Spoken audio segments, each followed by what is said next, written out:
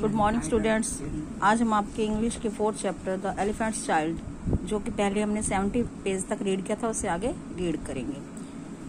देखो, success me asked the elephant's child most politely, but have you seen a crocodile?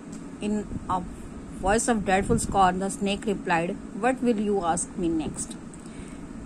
हाथी के बच्चे ने बहुत ही नम्रतापूर्वक कहा, मुझे माफ कीजिए, क्या आपने कभी क्रोकोडाइल देखा है? घृणा भरी आवाज में स्नेक ने यानी सांप ने उत्तर दिया, तुम अगला मुझसे क्या पूछोगे, यानी नेक्स्ट क्वेश्चन मुझसे क्या करोगे? Success me said the elephant child, but could you kindly tell me what he has for dinner?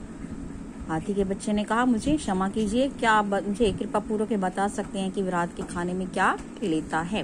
Then the snake spanked the elephant's child with his tail. तब सांप ने हाथी के बच्चे को अपनी पूंछ से चाटा लगाया, थप्पड़ लगाया। That is odd said the elephant's child, he didn't want to be spanked anymore. हाथी के बच्चे ने कहा, यह अजीब है, और वह नहीं चाहता था कि उसे और अधिक चाटे लगें। So he said goodbye very politely to the snake and walked ahead till he reached the edge of the river. इसलिए उसने नम्रतापूर्वक सांप को अलविदा कहा और वहां से नदी के किनारे की ओर चल पड़ा। Then he really saw a crocodile. तब उसने वास्तव में एक मगरमच्छ देखा। And the crocodile winked one eye. और मगरमच्छ अपनी आंख को झपका रहा था। Alas, the elephant's child did not recognize it. दुर्भाग्य से हाथी के बच्चे ने इसे नहीं पहचाना नहीं था। सक्सेस में asked the elephant's child most politely. हाथी के बच्चे ने बहुत ही नम्रता पूर्वक कहा, मुझे क्षमा कीजिए, but you have seen a crocodile? क्या तुमने क्रोकोडाइल मगरमच्छ देखा है? Then the crocodile winked the other eye and lifted half its tail out of the mud, and the elephant's child stepped back most politely because he did not want to be spanked again.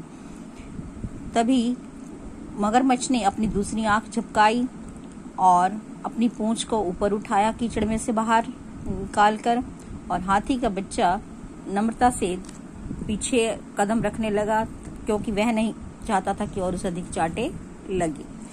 Came hither, little one, said the crocodile. मगरमच्छ ने कहा, अरे आगे आओ छोटे बच्चे, for I am the crocodile, क्योंकि मैं मगरमच्छ हूँ। Then the elephant's child grew all excited and kneeled down on the bank and said, you are the very person I have been looking for all these long days. तब हाथी के बच्चे की और उत्सुकता अधिक जागी और उत्सुक हो गया वह, और अपने घुटनों के बल किनारे पर बैठ गया, और उसने कहा, तुम है वो जिसे मैं बहुत दिनों से खोज रहा हूँ। Will you please tell me what you have for dinner? कृपया आप क्या मुझे बताओगे कि रात के भोजन में क्या लेते हो? Come hither little one, said the crocodile, and I'll whisper. छोटे बच्चे इधर आओ, मगरमच्छ ने कहा, मैं तुम्हारे कान में बताऊंगा। Then the elephant's child put his head down close to the crocodile's mouth, and the crocodile caught him by his little nose. तब हाथी के बच्चे ने अपना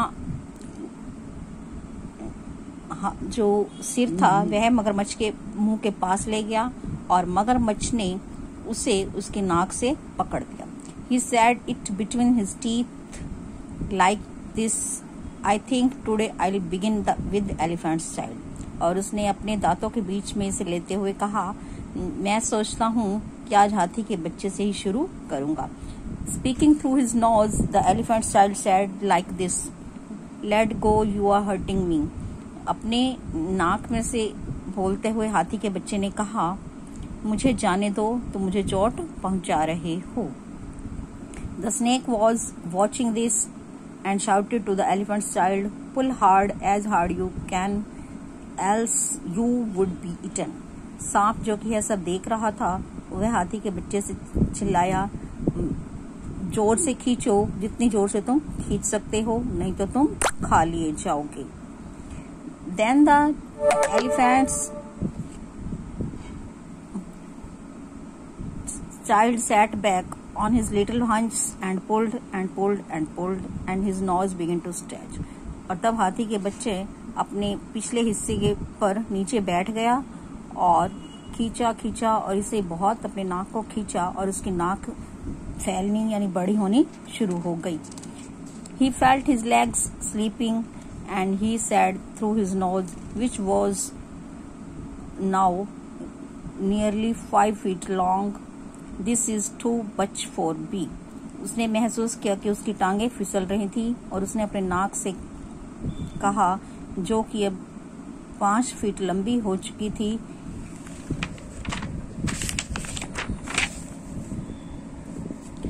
Then the snake came to his help। तब सांप उसकी हेल्प के लिए आया।